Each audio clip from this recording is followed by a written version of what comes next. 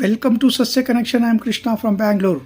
NDA ಅಡಿಯಲ್ಲಿ ಮೈಸೂರಿನ ಮಹಾರಾಜ ಕಾಲೇಜಿನ ಮೈದಾನದಲ್ಲಿ ಬೆಂಗಳೂರಿನಿಂದ 8 ದಿನಗಳ BJP ಹಾಗೂ JDS ಪಾದಯಾತ್ರೆಯ ಸಮಾರೋಪ ಸಮಾವೇಶದಲ್ಲಿ ಯಲಹಂಕ ವಿಧಾನಸಭಾ ಕ್ಷೇತ್ರದ BJP ಶಾಸಕರಾದ SR ವಿಶ್ವನಾಥ್ ಹಾಗೂ ಕ್ಷೇತ್ರದ ಮುಖಂಡರು ಕಾರ್ಯಕರ್ತರೊಂದಿಗೆ ಪಾಲ್ಗೊಂಡಿದ್ದರು.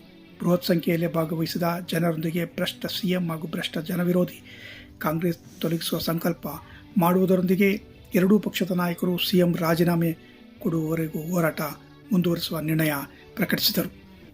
ಎರಡೂ ಪಕ್ಷದ ನಾಯಕರು ಕಾರ್ಯಕ್ರಮದುದ್ದಕ್ಕೂ ಕಾಂಗ್ರೆಸ್ ಸರ್ಕಾರ ಹಾಗೂ ಸಿದ್ದರಾಮಯ್ಯ DK ಶಿವಕುಮಾರ್ ಜೋಡಿ ವಿರುದ್ಧ ಹರಿಹಾಯ್ದರು. ಎರಡೂ ಪಕ್ಷದವರು ನಮ್ಮ ಆಡಳಿತಾವಧಿಯಲ್ಲಿ ಯಾವುದೇ ಗುರುತರ ಆರೋಪಗಳಿದ್ದರೆ ನಮ್ಮ ಮೇಲೆ ತನಿಖೆ ಕ್ರಮಗೊಳ್ಳಲಿದೆಯನ್ನು ಸೂಚಿಸಿದರು.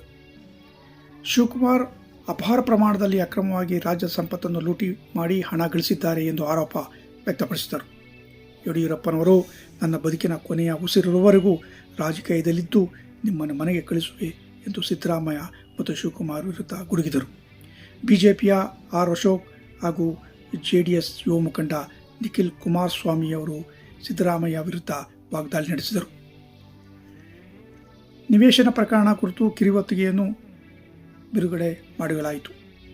ವೇದಿಕೆಯಲ್ಲಿ TV ಸದಾನಂದಗೌಡ, ಬೊಮ್ಮಾಯಿ, ವಿಜಯೇಂದ್ರ, GT ದೇವೇಗೌಡ, ಸುಧಾಕರ್, ಪ್ರಹ್ಲಾದ್ ಜೋಶಿ, ಕುಮಾರಸ್ವಾಮಿ, ಅಶ್ವಥ್ ನಾರಾಯಣ, ಛಲವಾದಿ ನಾರಾಯಣ ಸ್ವಾಮಿ ಉಪಸ್ಥಿತರಿದ್ದರು.